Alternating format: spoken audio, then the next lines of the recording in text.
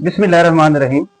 नाज़रीन, जिंक की कमी जो है गंदम के अंदर वो बहुत बड़ी जो है वो पैदावार में कमी कर सकती है, क्योंकि जिंक की ज़रूरियात जो है गंदम की वो काफ़ी ज़्यादा हैं और गंदम जो है वो जिंक के हवाले से काफ़ी सेंसिटिव फसल है। तो जिंक का इस्तेमाल जो है वो बहुत ज़्यादा इस पे जोर दिया जाता है। और अब हमने देखना ये है कि क्या हम जिंक कोटेड यूरिया डाल के जिंक की कमी जो गंदम के अंदर पूरी कर सकते हैं। इस वक्त मार्केट के अंदर दो ब्रांड जो हैं जिंक कोटेड यूरिया के, ज़बरदस्त यूरिया के नाम से एंग्रो का और एफएफसी सोना वालों का, इस वक्त जिंक कोटेड यूरिया अवेलेबल है।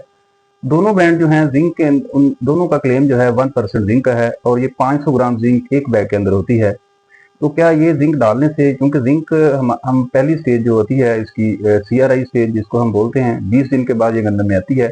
उस स्टेज के ऊपर रिकमेंड किया जाता है कि आप जिंक का इस्तेमाल करें तो आपके जो शगुफे हैं या उसका जाड़ बनाने की सलाहियत है वो बड़ी ज़बरदस्त हो जाती है गंदम की।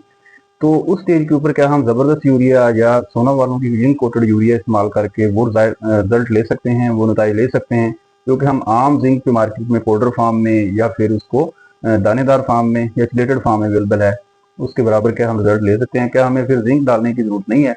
तो अगर हम एक बैग ज़बरदस्त यूरिया का या जिंक कोटेड यूरिया जो कि सोना वालों की अगर डालेंगे तो ये कभी भी जिंक की कमी जो है वो गंदम के अंदर पूरी नहीं कर सकती। तो इसके हवाले से आपने जब एक यूरिया को किसी ब्रांड को सेलेक्ट करना है, चाहे आप एंग्रो का कर रहे हैं या सोना वालों को कर रहे हैं, तो आपको 2 बैग कम से कम यूरिया के इस्तेमाल करने होंगे मुख्तलिफ वक्फों से। फिर जाके किसी हद तक पार्शली जो है वो जिंक की कमी पूरी हो सकती है, क्योंकि 1 केजी जिंक जाएगा, वो जिंक भी चिलेटेड जिंक नहीं होगा, वो एक कॉमन जिंक है। और जिंक जमीन के अंदर जाके बहुत सारे मरकबात बना लेता है, नाहलफीर मरकबात बनाता है, जो आस्ता आस्ता जो है वो डिजॉल्व होते हैं, फिर पौधे को मिलना शुरू होते हैं। इसलिए बड़े लंबे अरसे के बाद जो है जिंक अवेलेबल होता है पौधे को। तो इस चीज़ से अवॉइड करने के लिए चिलेटेड जिंक बनाया जाता है।